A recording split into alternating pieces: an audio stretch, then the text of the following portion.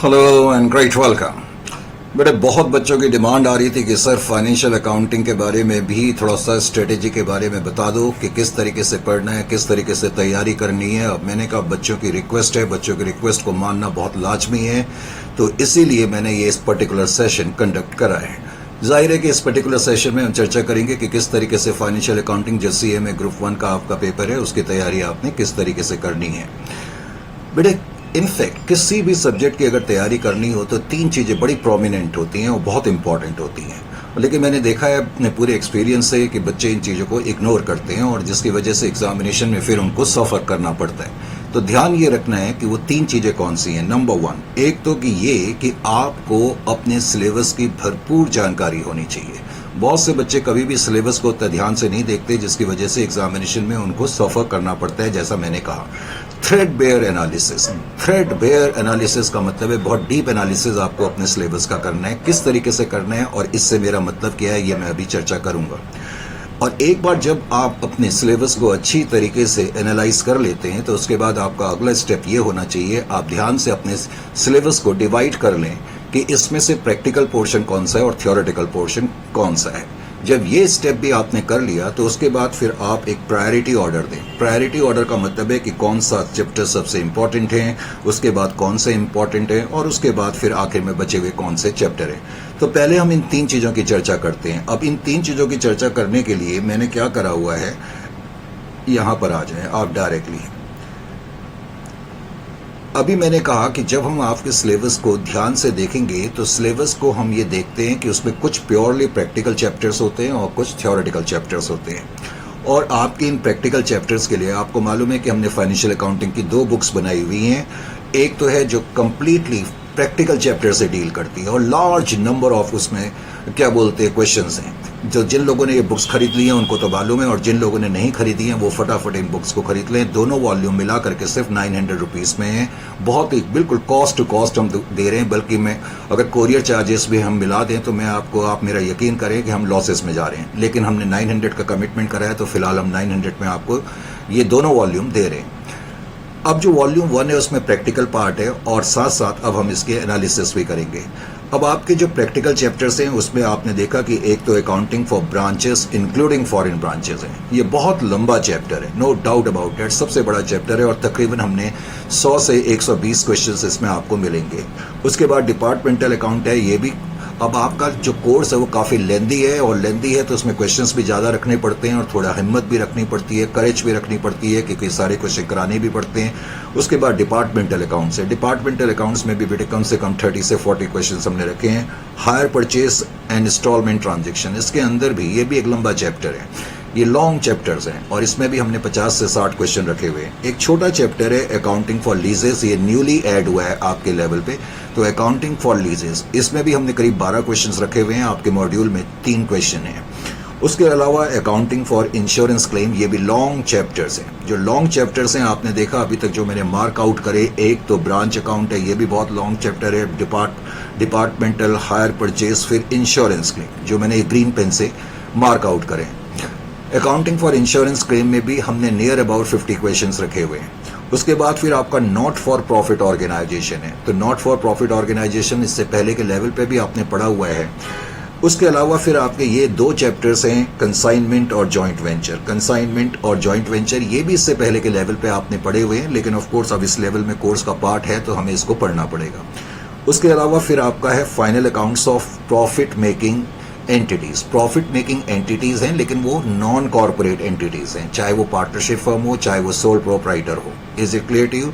तो जो non corporate bodies हैं वो अपने फाइनल अकाउंट्स कैसे बनाती हैं ये आपने 11th में भी पढ़ा है, 12th में भी पढ़ा है, तो इससे पहले के लेवल पे भी आपने पढ़ा है, तो आपके लिए कोई प्रॉब्लम नहीं होनी चाहिए। Trading and profit and loss account. उसके अलावा फिर आपके कुछ चैप्टर इंटरेस्टिंग से हैं, जैसे कि डेप्रिशिएशन।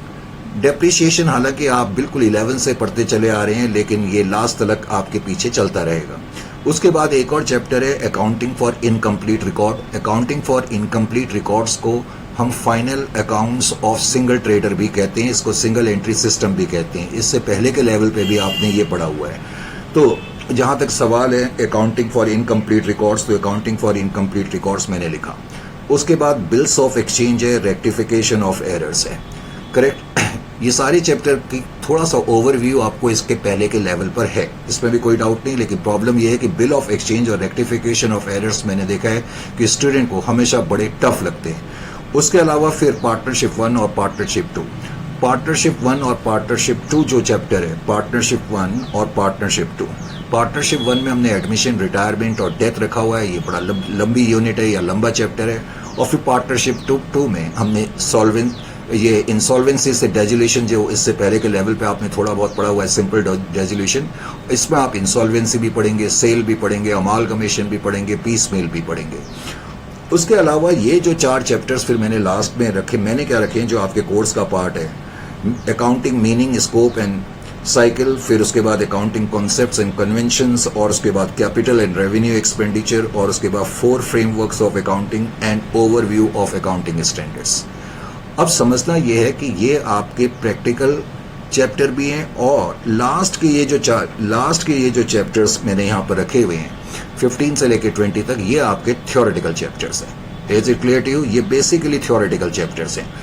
अब दूसरी चीज आपको ये मालूम होनी चाहिए, अब पहले तो बच्चे कई बार ये क्वेश्चन भी पूछते हैं, सर सबसे ज्यादा इंपॉर्टेंट कौन सा है? नेचुरल सी चीज है, देखो बात इंपॉर्टेंट की तो नहीं है, लेकिन सबसे बड़ा पॉइंट यहां पर यह समझना पड़ेगा आपको। जस्ट 1 मिनट के लिए मैं थोड़ा सा, हाँ, तो मैं ये बता रहा था कि अब आपको क्या समझना पड़ेगा जिसमें मार्क कर रहा हूं, जैसे कि ब्रांच अकाउंट है, डिपार्टमेंटल अकाउंट है, हायर परचेज है, अकाउंटिंग फॉर इंश्योरेंस क्लेम है, नॉट फॉर प्रॉफिट ऑर्गेनाइजेशन है, और उसके बाद अकाउंटिंग फॉर इनकम्प्लीट रिकॉर्ड्स हैं। ये 5 चैप्टर आपके बड़े लॉन्ग चैप्टर्स हैं।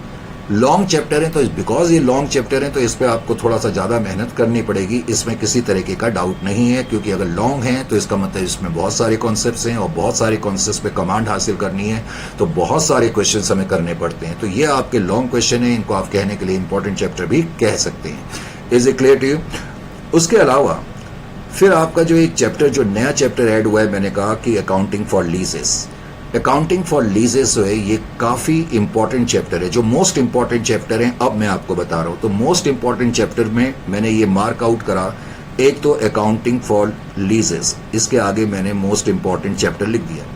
लीजेस में से आप डेफिनेटली एक क्वेश्चन जिसपे ज्यादा श्योरिटी आप एक्सपेक्ट कर सकते हैं। उसके अलावा देखने में ये आ रहा है, अगर हम आपके ट्रेंड्स को एनालाइज करें तो फिर मोस्ट इंपॉर्टेंट चैप्टर्स में मैं बिल्स ऑफ एक्सचेंज और रेक्टिफिकेशन को भी रखूंगा। अब आप बोलोगे सर जो लॉन्ग चैप्टर है उसको आपने मोस्ट इंपॉर्टेंट में नहीं रखा। प्रॉब्लम ये है कि बहुत से बच्चों के दिमाग में ये फेडअप कर दिया जाता है, बता दिया जाता है, थमा दिया जाता है कि बस ये इंपॉर्टेंट चैप्टर हैं और यही लॉन्ग चैप्टर हैं, यही आपने करना है, इस पे स्ट्रेस करना है। पता लग रहा है एग्जामिनेशन में इसमें से कुछ नहीं आ रहा। ये लॉन्ग चैप्टर हैं, इसमें टाइम कंज्यूमिंग है।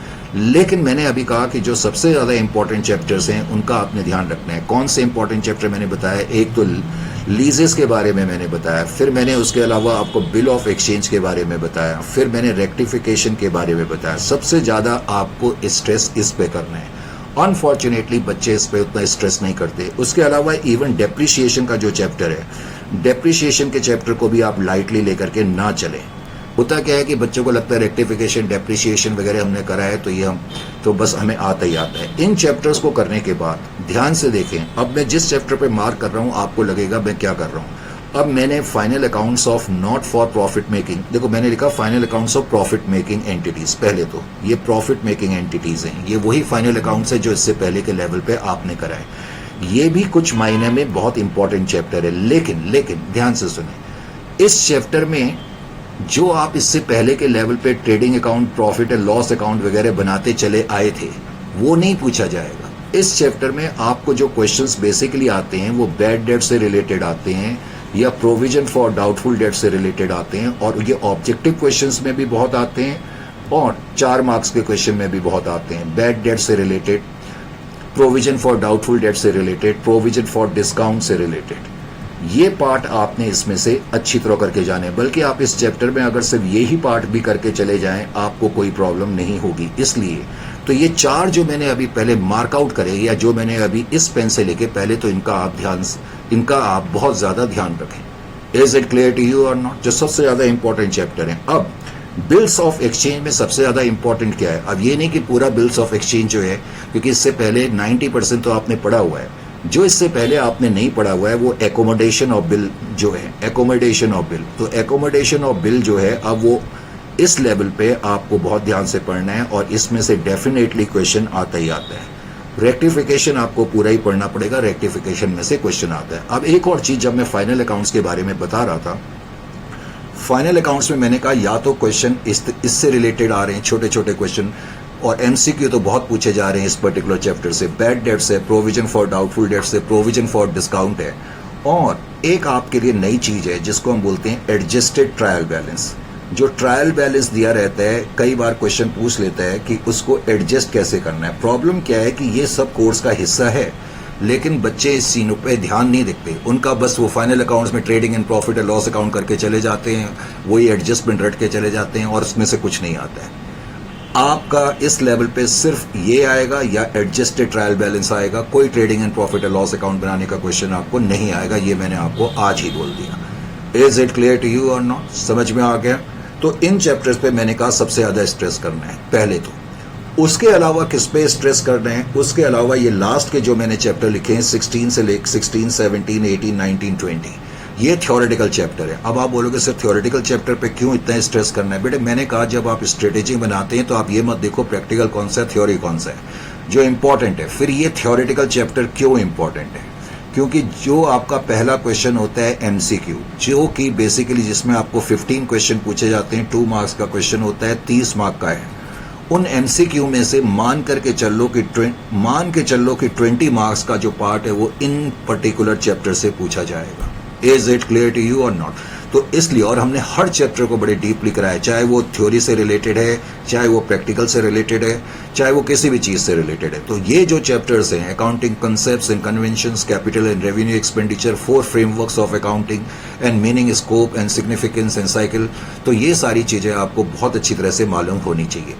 जब आप इन चैप्टर्स को कर लें, उसके बाद मैंने कहा जो मैंने प्रायोरिटी लिस्ट बताई है, और उस प्रायोरिटी लिस्ट के बाद जो बचे हुए चैप्टर्स हैं फिर आपने उनको करना है, चाहे वो भले ही बहुत लंबे चैप्टर हैं, चाहे ब्रांच है, डिपार्टमेंटल है, हायर परचेज है, लेकिन मैंने इनको प्रायोरिटी लिस्ट में नंबर 1 या नंबर 2 पे नहीं रखा हुआ है। आप इस बात पे ध्यान से देखें। हाँ, अब इन चैप्टर्स में भी जो अब ये बचे हुए चैप्टर हैं जिसमें कि आप ब्रांच को ज्यादा ध्यान से पढ़ेंगे, इनफैक्ट सारी चैप्टर को ध्यान से पढ़ना है, लेकिन जो ज्यादा चांसेस रहते हैं एक ब्रांचेस में, डिपार्टमेंटल में, और उसके अलावा अकाउंटिंग फॉर इंश्योरेंस क्लेम में। और अकाउंटिंग फॉर इंश्योरेंस क्लेम में भी जो क्वेश्चन पूछे जाएंगे आपसे वो एबनॉर्मल लाइन ऑफ गुड्स से रिलेटेड पूछे जाएंगे। लेकिन ये एबनॉर्मल लाइन ऑफ गुड्स क्या होता है, जब हम ये चैप्टर पढ़ेंगे तब ये आप उसमें पढ़ेंगे। Is it clear to you और नॉट?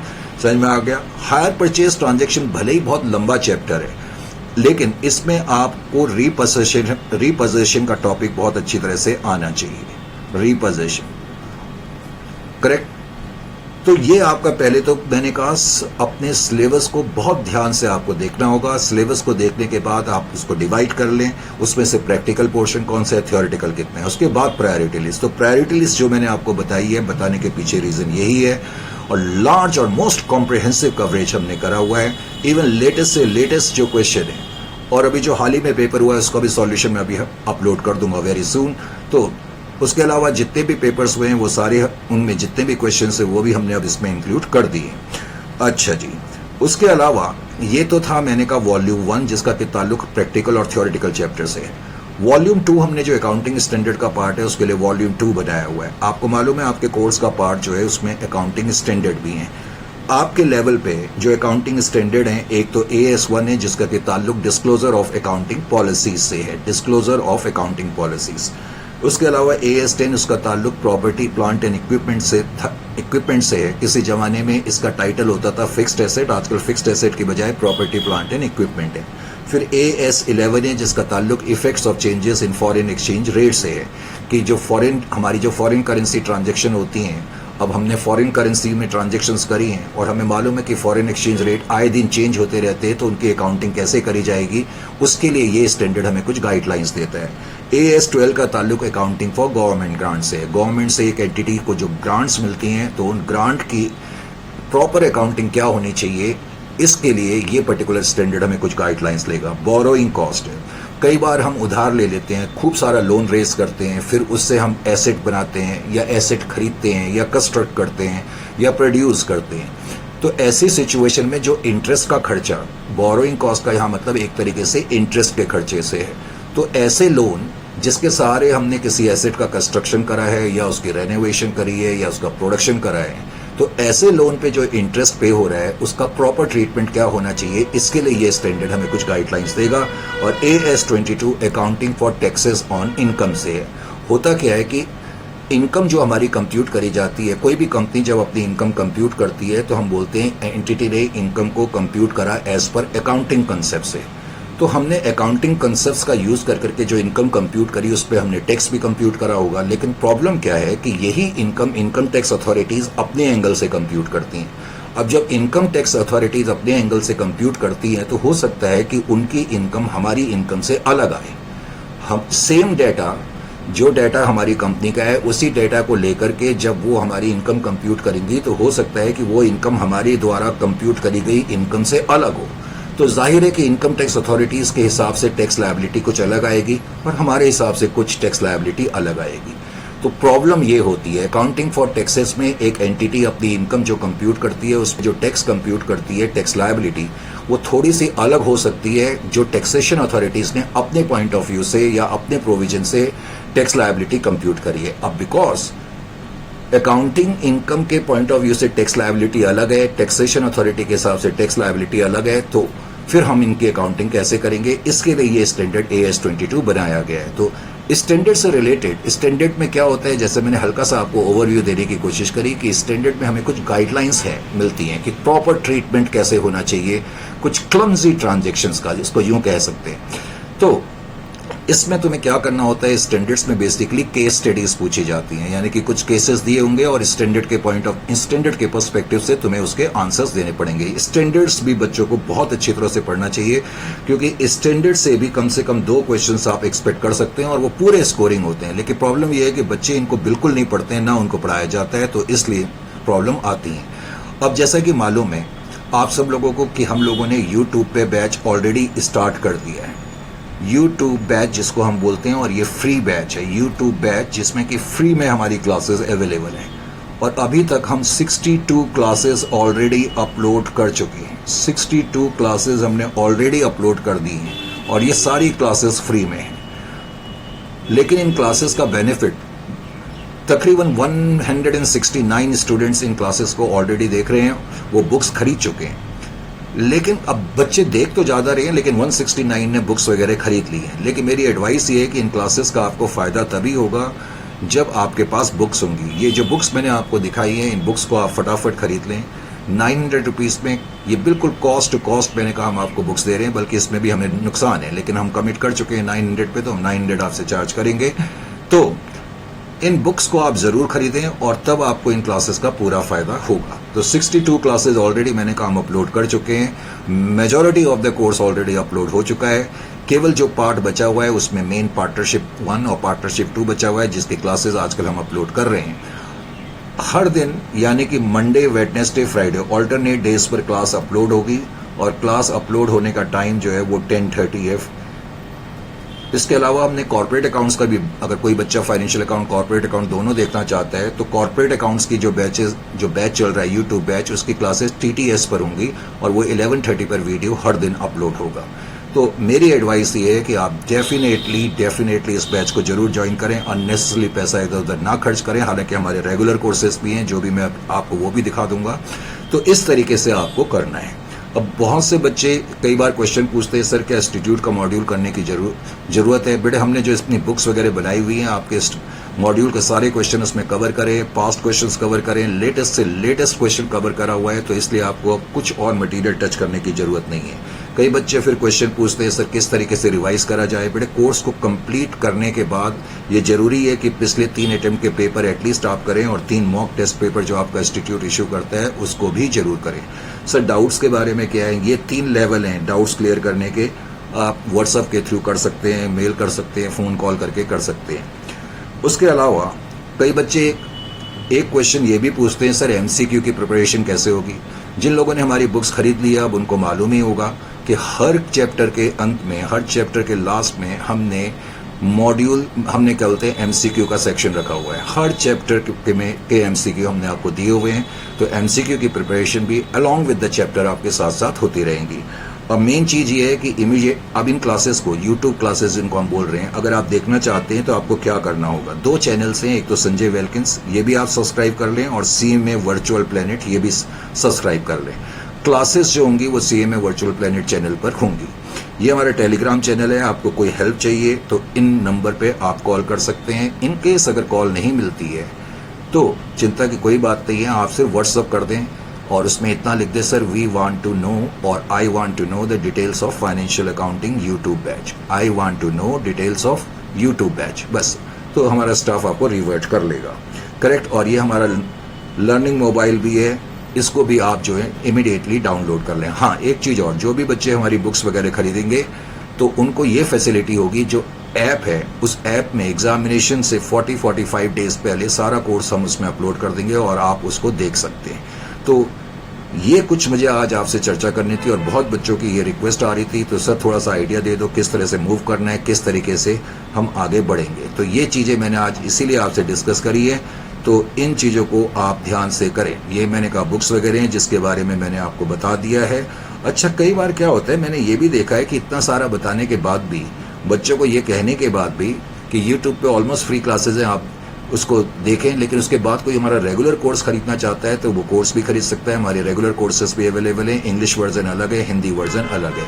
इंग्लिश वर्जन जो हमारा है उसका नाम है माइलस्टोन। अगर इंग्लिश वर्जन का मतलब है जिसमें 100% इंग्लिश बोली, हमने इंग्लिश में वीडियो अपलोड करें, उसका नाम है माइलस्टोन। और जो हिंदी वर्जन है, हिंदी वर्जन का हमने जो कोड नाम दिया हुआ है उसका नाम है मंजिल।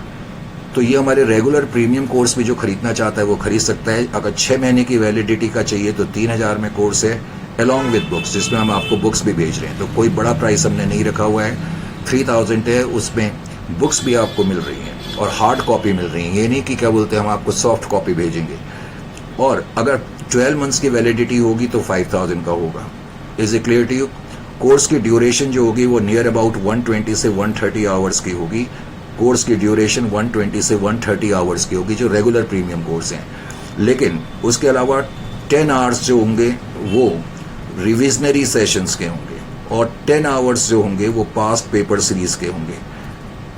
यानी कि टोटल कोर्स तकरीबन आप मान करके चलें 150 से 160 घंटे का है, जिसमें हम पहले फेज में, यानी कि 3 फेज कवरेज होगी। पहले फेज में जो भी हम आपको बुक्स भेजते हैं इसकी कवरेज करेंगे और नेक्स्ट 2 फेजेस में हम एक तरीके से रिवीजन करेंगे, जिसमें रिविजनरी कॉन्सेप्ट और क्या बोलते हैं पास्ट पेपर एनालिसिस करा जाएगा। जो रिसेंट पेपर्स हुए हैं उनके सॉल्यूशंस और उनके एनालिसिस आपके सामने करे जाएंगे। तो चाहे अगर आप इंग्लिश में कंफर्टेबल फील करते हैं, खासतौर से जो सदर्न स्टेट के स्टूडेंट हैं या ईस्टर्न स्टेट के स्टूडेंट हैं जिनको हिंदी में थोड़ी सी प्रॉब्लम है, तो वो इंग्लिश का कोर्स खरीदें। और जिनको जो कंफर्टेबल महसूस करते हैं हिंदी में यानी कि मिक्स लैंग्वेज में, तो वो हमारा हिंदी वर्जन या मिक्स वर्जन कोर्स खरीदें। तो ये मुझे आपसे आज बातचीत करनी थी। तो उम्मीद है कि इस पर्टिकुलर सेशन का कुछ फायदा आपको मिला होगा। अपने फीडबैक जरूर दें। तो मिलते हैं फिर आपसे नेक्स्ट सेशन में।